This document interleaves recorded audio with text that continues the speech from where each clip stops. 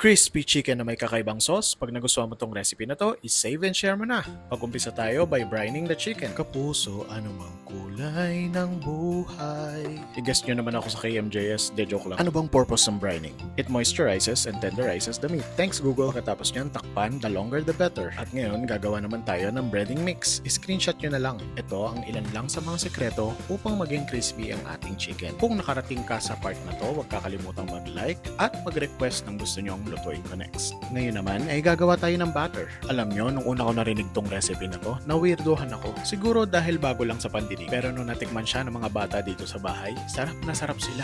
Uy, nakalimutan ko i-flash yung sauce mix. Ito, screenshot nyo na lang. Nalagay nyo na lahat ng ingredients. Mix well hanggang maging ganito siya kalapot. Tapos itabi muna natin at mag-deep fry na tayo ng ating chicken. Gayahin nyo lang yung proseso na ginawa ko sa video. Mas maganda na nakalubog yung ating chicken sa mantika para pantay yung pagkakaluto. Pwede nyo din i-double fry para mas lalong maging crispy. At ito na yung aking favorite part. Itotoss na natin yung ating sauce doon sa ating pinritong chicken. Mix well para evenly covered.